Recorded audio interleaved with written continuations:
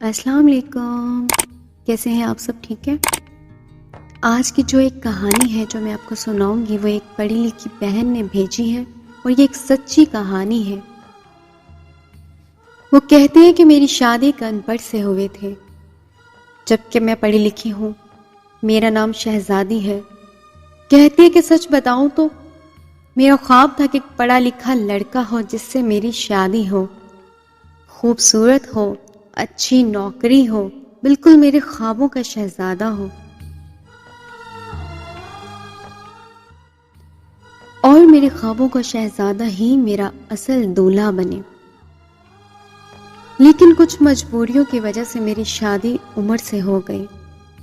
مجھے عمر سے بدبو آتی تھی کیونکہ اس کا کام اتنا اچھا نہ تھا۔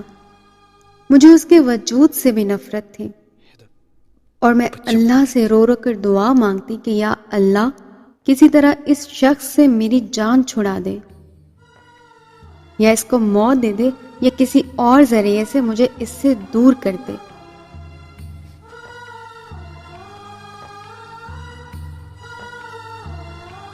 وہ ایک نمبر کا جاہل ہے، اسے بولنے کی بھی تمیز نہیں ہے۔ میں اس طرح کی باتیں کر کے اسے ہر بات پہ بے عزت کرتی، اس پہ تنقید کرتی، لیکن وہ مجھے کبھی پیار سے سمجھاتا تو کبھی چپ ہو جاتا تو کبھی غصہ کر کے باہر چلا جاتا۔ میں ہر روز مسلسل جھگڑا کر کے بہانہ بنا کر اپنی ماں کے گھر چلی گئی اور ضد پکڑ لی کہ مجھے اب کسی صورت بھی عمر کے ساتھ نہیں رہنا، مجھے اس سے طلاق لینی ہے بس۔ لیکن ماں باپ جیسے ہر کوئی اپنی بیٹی کا گھر بسا دیکھنے کے لیے سمجھاتے ہیں، مجھے بھی ایسے ہی سمجھایا گیا۔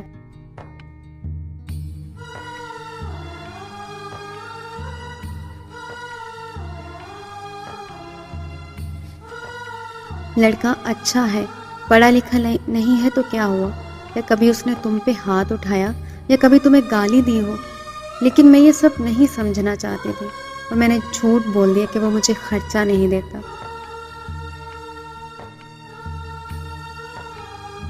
ابو امی نے عمر کو بلوا لیا۔ اب ہم دونوں آمنے سامنے بیٹھے تھے۔ ابو نے پوچھا، کیوں بھائی عمر، کیوں خرچہ نہیں دیتے اس کو؟ تو عمر اپنی صفائی پیش کرتے ہوئے بولا کہ سب اخراجات نکال کر جو بچتا ہے میں اس کے ہاتھ پہ رکھتا ہوں۔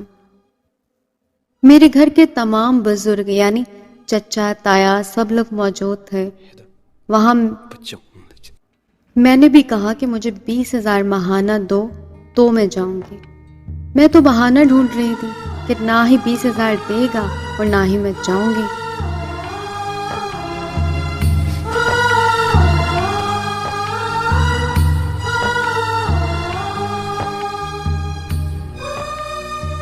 عمر میری بات سن کر خاموش بیٹھا ہوا تھا اور سر کو جھکائے ہوئے تھا۔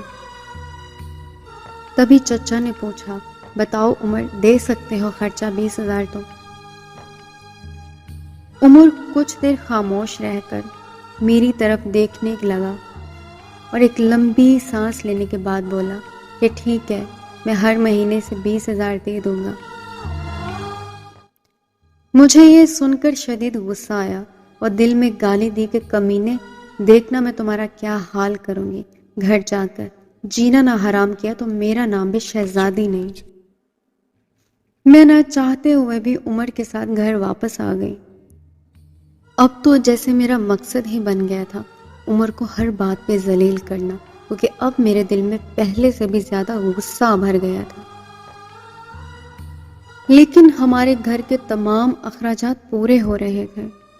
میں نے جب کبھی عمر سے پوچھنا چاہا کہ تم کیا کام کرتے ہو تو وہ بولتا کسی سرکاری ادارے میں کوئی ملازمت کرتا ہوں، لیکن اس سے زیادہ کبھی نہ اس نے بتایا اور نہ ہی کبھی میں نے پوچھا۔ عمر مجھے ہر مہینے 20,000 باقاعدگی سے دے رہے تھے۔ میں نے جب دیکھا کہ یہ اس طرح سے بھی نہیں مانا تو میں نے آئی فون کی فرمائش کر دی۔ میں نے کہا کہ مجھے آئی فون چاہیے تو اس نے میری طرف دیکھا، میرے پاس آیا اور میرے پاؤں پکڑ کر بولا کہ اچھا لے دوں گا لیکن تم پریشان نہ ہو، بس کبھی چھوڑ کر جانے کی بات نہ کرنا، کیونکہ تمہاری یہ بات میری جان نکال دیتی ہے۔ لیکن میں اپنی حرکتوں سے باز نہ آئی۔ میں جان بوجھ کر کبھی کھانے میں مرچ تیز کر دیتی تو کبھی نمک تیز کر دیتی، تاکہ وہ مجھ سے تنگ آ کر مجھے چھوڑ دے۔ لیکن جب وہ گھر آتا تو ایک نڈھال جسم کے ساتھ کھانا کھا لیتا، بغیر کوئی نقص نکالے، اور بے سدھ ہو کر سو جاتا۔ میں سوچ میں پڑ جاتی کہ پتہ نہیں وہ کون سا ایسا کام کرتا ہے جو اتنا تھک جاتا ہے۔ میں جتنی نفرت کرتی تھی وہ جاہل مجھ سے اتنی محبت کرتا تھا، لیکن مجھے اس سے کوئی فرق نہیں پڑتا تھا۔ میں ایک دن اپنی دوست کی کار میں اس کے ساتھ مارکیٹ میں شاپنگ کرنے گئی تو مال کی طرف جاتے ہوئے راستے میں ایک بس اڈے پر ہماری کار رک گئی۔ میں نے اچانک دیکھا اور وہ منظر دیکھ کر میرا لوں کانپ گیا۔ میرے جسم میں درد کی ایک لہر دوڑی۔ ایسا لمحہ دیکھ کر میں بے جان ہو گئی۔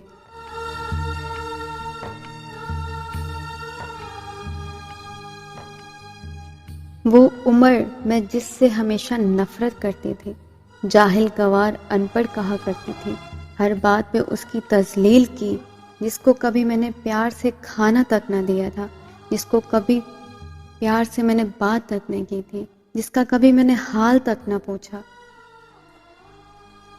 جس کو میں انسان سمجھنا بھی توہین سمجھتی تھی، میں جسے کسی طرح بھی قبول نہیں کرنا چاہتی تھی، وہ عمر سر پہ بھاری بوجھ اٹھا کر کسی کا سامان بس پر چڑھا رہا تھا۔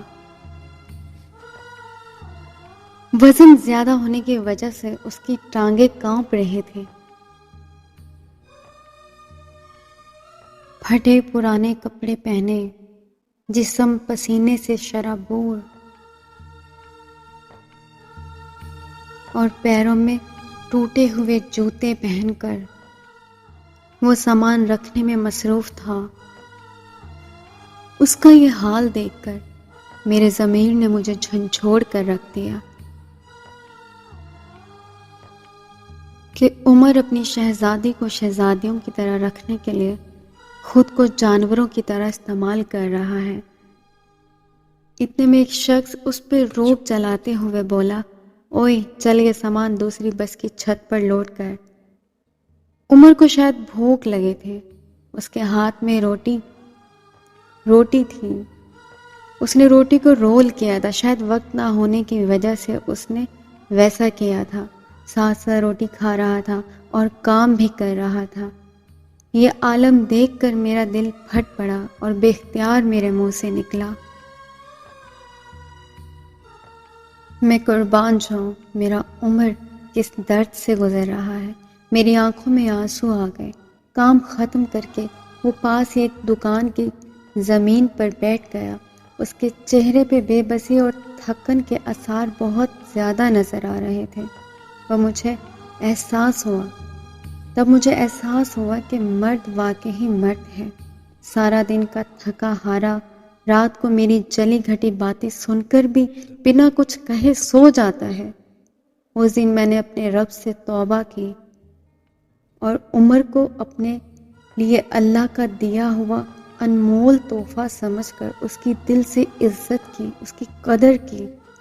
اللہ پاک ہر بیٹی کو صبر اور شکر کرنے کی توفیق عطا فرمائے، آمین ثم آمین۔